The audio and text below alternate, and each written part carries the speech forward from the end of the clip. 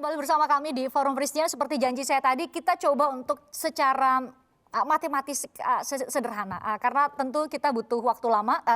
Kami coba cari data Pak Gilbert. Untuk Mandalika saja tim kami coba cari dan menemukan bahwa Kementerian Parekraf itu butuh 1 atau 2 bulan untuk bisa kemudian mendapatkan data secara objektif. Seberapa besar dampak sosial ekonomi dari event tersebut. Jadi kita coba cari data, kami coba tunjukkan ada beberapa hal. Kami coba tanya ke PHRI apakah ada peningkatan biasa ada perhelatan peningkatan okupansi hotel misalnya ya. Ini bisa Anda saksikan di layar ya. Terjadikah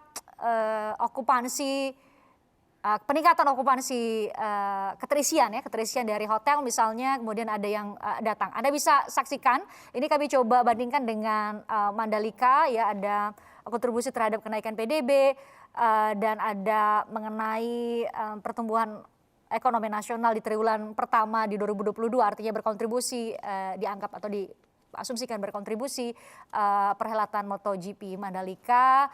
Kemudian kami masih menunggu data yang menunjukkan setidaknya data sementara, saya harus katakan demikian, data sementara misalnya tolak ukurnya adalah peningkatan okupansi perhotelan.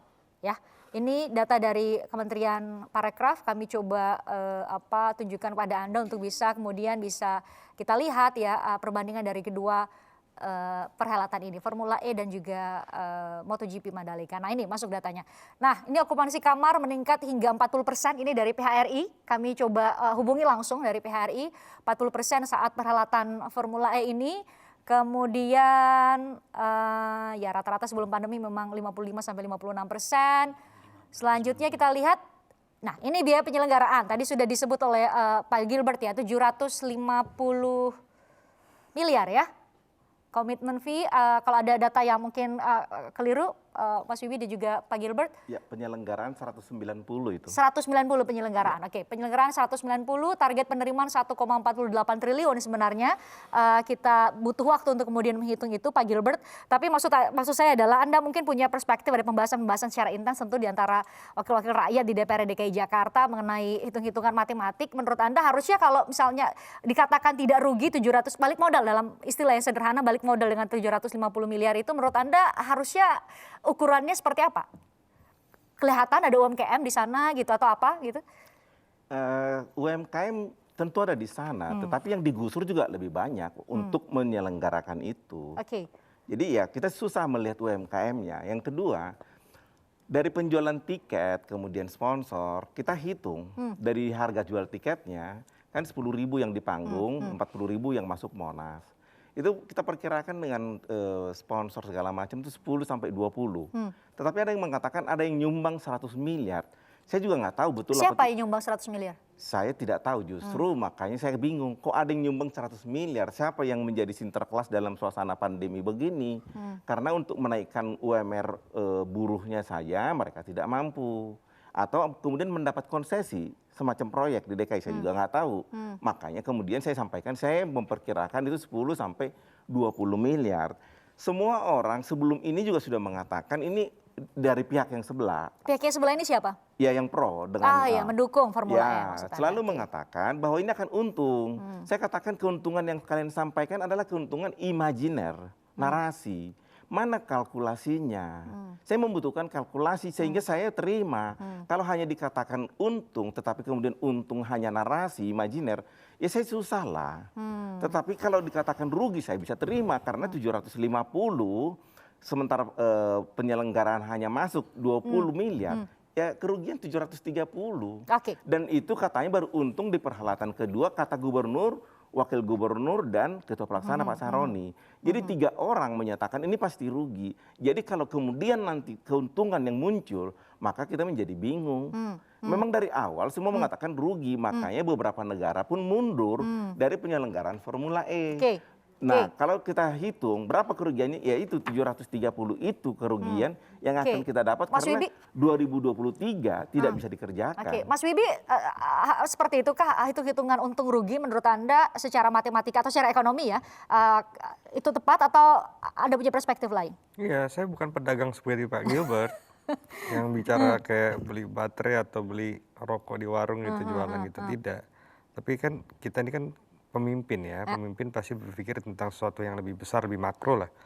Bahwasanya yang telah menjadi keputusan bersama kita di DPRD DKI Jakarta, bahwa Jakarta siap ke depan seperti apa, itu yang harus kita lebih perhatikan dibandingkan teori untung rugi. Coba kita bayangkan, apakah kalau kita bicara untung rugi kita tidak boleh lagi mengadakan ikut SEA Games, bikin SEA Games, atau meng-held Asian Games, atau kondisi di mana ketika dulu Bung Karno membangun Monas di Jakarta, dalam kondisi Jakarta yang pada saat itu kondisi Indonesia seperti itu, tapi kan kita lihat luas dong. Jadi tidak tertarik untuk bicara itu. Oke, tidak tertarik untuk bicara itu. Pak Gilbert, kenapa? Angkat tangan nih. Ya, saya pikir kita mesti klarifikasi bahwa ini di Agustus ditandatangani perjanjian MOU dengan FAO, 2 minggu kemudian menjelang 2 minggu sebelum habis masa periode anggota DPRD yang lalu ini dibicarakan di paripurna. Saya tidak tahu siapa yang hadir karena sudah banyak yang tidak terpilih. Karena yang terpilih ke periode sekarang ini sekitar 60% lebih dari yang lalu. Jadi udah banyak yang tidak datang dan kemudian itu diputuskan sudah ditandatangani di New York. Dan itu sebenarnya secara undang-undang itu salah karena semua perjanjian internasional harus melalui persetujuan legislatif. Ada undang-undang yang mengatur. Lalu itu kemudian dibayarkan komitmen fee tanpa melalui perda. Perdanya belum keluar sudah dibayar dan itu ada surat dari Kepala Dinas Pemuda Olahraga yang menyatakan ini melebihi masa jabatan gubernur, ini belum keluar. Tetapi tetap dipaksakan itu harus dibayarkan. Jadi kalau dikatakan sudah melalui kesepakatan, saya kira tidak. Apa kesepakatan yang sudah dicapai? Apakah kemudian kesepakatan yang sudah salah tidak bisa diperbaiki? Sedangkan undang-undang saja ada klausul di kalimat terakhir, bila mana perlu dapat direvisi. Jadi ini jangan kemudian dipaksakan karena ini belum dibayarkan di 2019. Waktu saya sama Pak Wibi baru masuk, ini kami baru periode pertama. Waktu itu di Komisi B, saya secara pribadi mengatakan loh ini apa? Kok bisa begini besar biaya? Karena waktu itu biaya untuk pembangunan trek 1,8 triliun, sekarang bisa 190 miliar. Dan saya punya datanya. Ini banyak sekali data-data yang ajaib sebenarnya. Tetapi kalau saya bicara terlalu detail, jadi nggak menarik. Ya kalau bicara data kan tidak semua orang suka data. Ya, maksudnya Anda menggunakan atau memilih diksi ajaib. Ajaib maknanya apa Pak Gilbert? Tiba-tiba muncul, tiba-tiba... Dari 1,8 triliun biaya membangun trek waktu diajukan oleh Jakpro di zamannya direksi yang lama, kemudian sekarang bisa terlaksana 190. Waktu Monas dipilih, katanya sudah melalui pertimbangan dari tim ahli cagar budaya. Lalu tim ahli cagar budaya mengatakan kami tidak pernah memberikan rekomendasi. Lalu kemudian Pemprov mengatakan, oh kami salah ketik. Lalu kemudian Prof. Mundarjito mengatakan rekomendasi tidak pernah. Ya bukan salah ketik namanya. Poin Anda adalah proyek ini? Ya memang dari awal perencanaan ini sudah kacau. Dari awal ini yang menjadi dampak. Kalau ini direncanakan dengan baik, duduk tenang-tenang, tidak terburu-buru ditandatangani di New York. Karena itu kan waktu itu kan gubernur sedang ke Columbia. Dalam 2 minggu kemudian ditandatangani di New York, 2 minggu dalam 3 hari ya dari Columbia singgah di New York, 2 minggu kemudian dibicarakan di paripurna dan ditandatangani, disetujui di paripurna. Tapi perdanya belum keluar udah dibayar.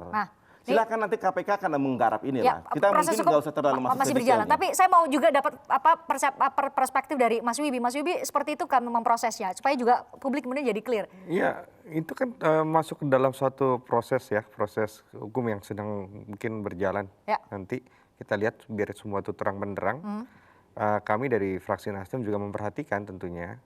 Kita selalu berpikir secara objektif, kita tidak partisan, mendukung salah satu pihak, kita tidak pro dan kontra sebenarnya. Objektif kami jelas, kami ingin ada suatu value yang dihadirkan dari kebijakan-kebijakan Pemprov DKI Jakarta kepada masyarakat hari ini dan masa depan.